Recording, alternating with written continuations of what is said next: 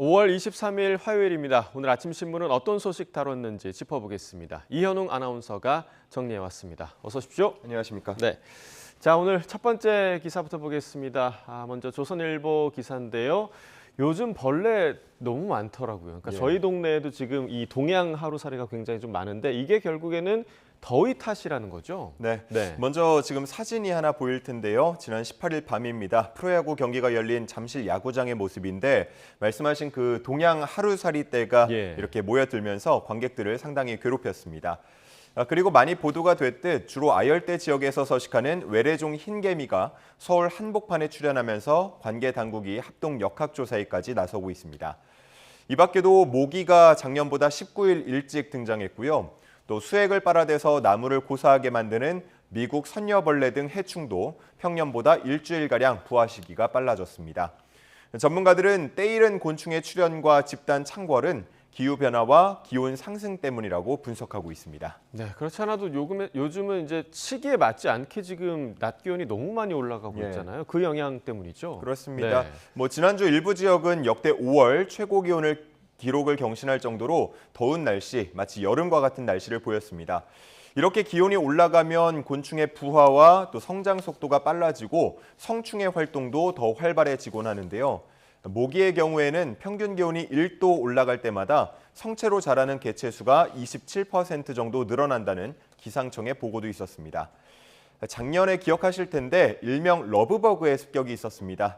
올해도 곤충의 습격이 이어지는 분위기인데요. 이를 막기 위해서 전문가들은 꾸준한 모니터링 또 초기 방제 작업이 가장 중요하다고 얘기하고 있습니다. 자, 생태계까지 지금 변화시키고 있는 지구온난화인데 앞으로 이런 일이 더 많아질 것 같아서 좀 우려가 되는 상황인 것 같습니다. 자, 두 번째 기사 이어서 보겠습니다. 자, 이 또한 기온 상승과 관련이 있는 것 같은데 아시아의 폭염이 러시아 에너지 제재로 구멍을 내고 있다고요? 그렇습니다. 지난달부터 이른바 괴물 폭염이라고 부르는 더위가 아시아 지역을 덮치고 있습니다. 통상 동남아시아와 남아시아는 5월, 또 동아시아는 7월 이후에 본격적인 여름 더위가 닥치곤 하지만 이상 기후 탓에 폭염 시기가 더 빨라졌습니다. 결국 아시아 각국에서는 전력 소비가 폭증하고 있는데요. 이를 위해서 러시아산 석탄 수입을 늘리는 분위기입니다. 지난달 러시아산 석탄의 아시아 국가 수출량은 746만 톤으로 작년 4월보다 32% 정도 증가한 것으로 나타났습니다. 네, 지금 전쟁 때문에 서방 국가들이 러시아에 제재를 가하고 있긴 한데 이 괴물 폭염을 맞이한 아시아 국가들은 지금 그 제재에 상관할 수 있는 상황이 아니라는 거죠? 그렇습니다. 그래서 아시아 폭염의 최대 수혜자는 블라디미르 푸틴 러시아 대통령이다라는 말까지 나오고 있는 상황이고요. 또 해외 에너지 전문가는 자신들의 문제를 해결할 여력이 없는 나라들이 국제 문제까지 신경 쓰기는 쉽지 않다. 특히 빈곤한 나라일수록 에너지 확보가 시급하기 때문에 미국과의 충돌 위험을 감수하고서도 러시아산 에너지를 구입하고 있다라고 보고 있습니다. 올해는 특히나 슈퍼 엘니뇨의 영향으로 하반기까지 무더위가 지속할 수 있다는 전망들 나오고 있는데요.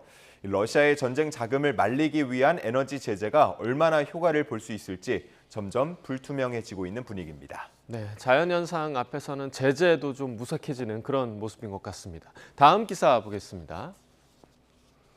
자, 원재료값 내렸는데 제품 가격 안 내리나 저도 늘 하고 있던 생각입니다. 좀 내리면 안 되나요? 그러니까요. 유엔 식량농업기구에 따르면 세계 식량 가격 지수는 작년 3월 최고치를 기록한 뒤에 12개월 연속 하락하고 있습니다. 그리고 한국농수산식품유통공사의 통계를 보더라도 국제 밀 가격 작년 5월에 톤당 419달러에서 이번 달에 230달러로 한 절반 수준까지 떨어진 상황입니다. 대두나 옥수수 가격도 1년 사이에 20%가량 가격이 떨어졌는데요. 많은 식품업체들이 작년부터 올해 초까지 원재료값 상승을 이유로 제품 가격을 올렸었는데 그러다 보니까 원재료값이 내리는 지금은 왜 제품 가격에 반영되지 않느냐는 소비자들의 불만이 나오고 있습니다. 네, 근데 생각을 해보면 뭔가 이 만들어진 제품의 가격이 떨어지는 거를 사실상 본 기억은 없는 것 같아요. 근데 지금 너무 고물가 시대다 보니까 이 부담을 좀 함께 나누면 어떨까 이런 생각도 좀 드는데요. 네, 그런 생각하시는 분들 많으실 것 같습니다. 이 기사 내용을 보면요, 가격 인하 가능성은 크지 않아 보이는데요. 원재료를 사올 때 아직 작년에 인상된 가격을 그대로 적용받고 있다는 업체 관계자의 말도 있었고요. 기존에 비싸게 받아둔 재고량이 아직 남아있기 때문에 국제 시세 하락이 체감되지는 않는다고 말하기도 했습니다. 또 전기요금이나 인건비 등이 우상향 추세라면서 가격을 동결하는 건 몰라도 인하하는 건 쉽지 않다는 입장이었습니다. 네, 뭐 다른 부수적인 요인들이 있긴 하겠지만 소비자들 입장에서는 이 가격이 오를 때는 정말 빛의 속도로 오르고 네. 내려가는 거는 체감할 수 없는 게 부인할 수 없는 그런 사실이 아닌가 좀 생각이 듭니다. 자, 다음 기사 보겠습니다. 자, 또 물가 얘기, 등록금이 오른다는 얘기군요. 서울시립대 같은 경우는 사실 반값 등록금으로 유명하잖아요. 예. 그런데 인상을 검토하고 있나 봐요. 그렇습니다. 네. 서울시립대는 2012년부터 반값 등록금을 시작하면서 지금까지 연 200만 원대의 등록금을 유지해 왔습니다. 올해에는 240만 원 수준 정도 되는데요. 작년 말에 서울시의회에서 시립대 지원금을 100억 원 가량 삭감하면서 위기를 맞고 있습니다. 고물가 흐름이 지속하는 상황에 등록금은 동결되고 지원금까지 삭감되자 교육의 질이 하락할 수 있다는 우려가 나오고 있습니다. 또 등록금이 저렴하다 보니까 일부 학생들에게는 부담 없이 등록금을 내고 반수를 노릴 수 있는 대학으로 인식이 되면서 학생 이탈 문제도 심각해지고 있다고 합니다. 자, 지금까지 등록금을 올린 걸 결정한 대학은 17곳 정도인데 설문조사에는 전국 대학 50% 그러니까 반 이상이 등록금 인상 검토하고 있다고요? 네, 지난 1월에 한 설문조사 결과가 나왔었는데요. 전국 4년제 대학 총장 116명 중에 53.5%가 인상을 검토하고 있다고 응답했습니다. 한국사립대 총장협의회 측에서는 일부 대학 등록금은 이미 고등학생 학원이나 펫 유치원보다도 싸다면서 인상 필요성을 강조하기도 했습니다. 등록금을 인상해서 거두는 추가 수입이 포기해야 하는 재정 지원보다 크다는 얘기가 나오고 있고요.